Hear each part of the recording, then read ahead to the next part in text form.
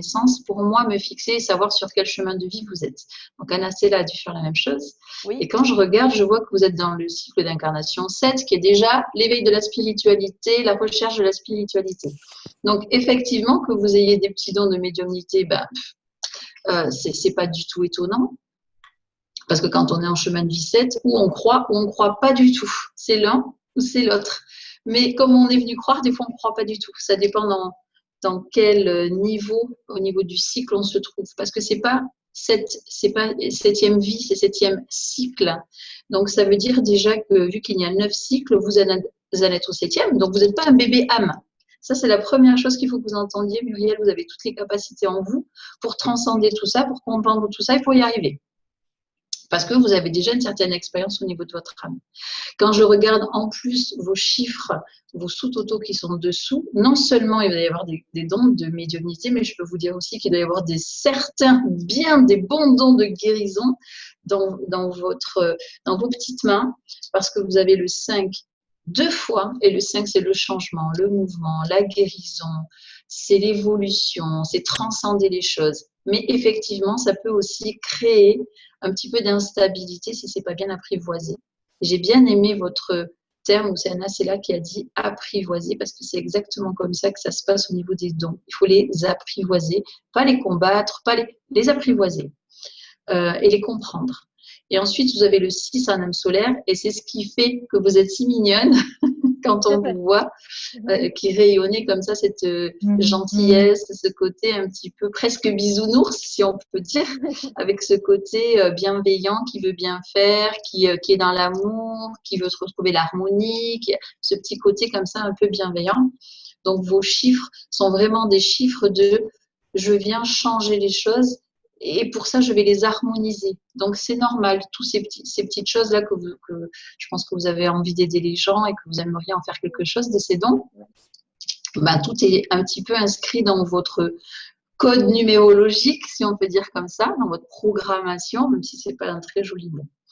Maintenant, au niveau de vos dons, de mon point de vue à moi, de ma connexion à moi, sûrement qu'il y aura d'autres confirmations par après au niveau de l'astrologie et de l'alignement des planètes, mais que vous êtes médium, ça fait aucun doute, on est d'accord, puisque de toute façon, vous-même, vous le dites, vous entendez et vous recevez. Donc ça, c'est un fait. C'est-à-dire que ça, il n'y a rien à expliquer, c'est comme ça. Pourquoi vous êtes médium? C'est comme ça. C'est que votre âme, elle a choisi d'accepter ces dons et de venir en faire quelque chose. Vous, votre question aujourd'hui, c'est qu'est-ce que j'en fais? Moi, ce que j'entends, c'est que, et je vais revenir à votre problématique, c'est que vous êtes fatigué. Oui. Et c'est normal parce que si je vous explique comment ça se passe, c'est au niveau, en fait, si vous voulez, nous, on est en 3D. Vous avez la planète qui est en 3D, la Terre. Au-dessus de la 3D, vous avez le bas astral. Vous avez sûrement dû en entendre parler. Vous avez le bas astral. Dans le bas astral, vous avez tout ce qui est énergie négative. Moi, je les appelle les démons parce que je n'ai pas peur des mots et parce que il y en a tellement de différents que je vais dire les démons.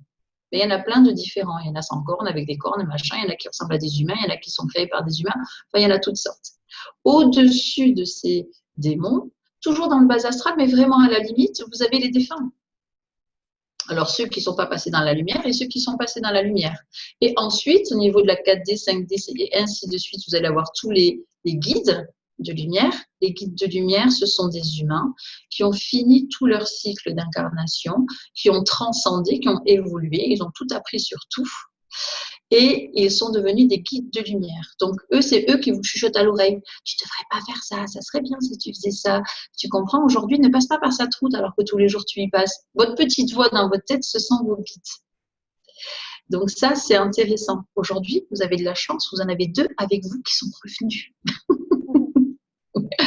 Et ensuite, vous avez les anges, les archanges, puis la lumière, la source. Moi, j'appelle la lumière la source.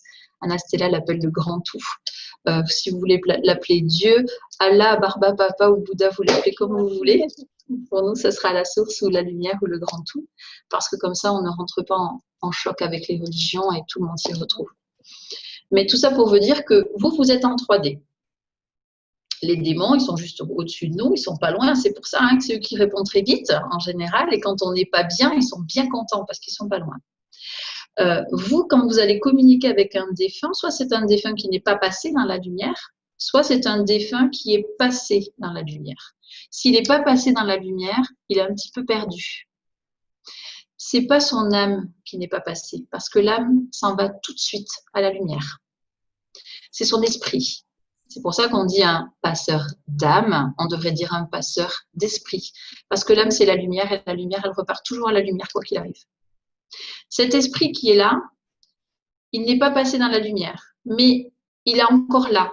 Et pour rester accroché à cette terre, il lui faut une source d'énergie. C'est pour ça que des fois, les ordinateurs bug, les télés bug, les choses bug, les lumières s'éteignent, les choses comme ça. Je n'ai jamais la même heure chez moi. Et partout où je passe, je fais bugger les horloges. Oui, mais ça, c'est votre côté magnétiseur. Ça, c'est ouais. vos 2,5 de magnétiseur.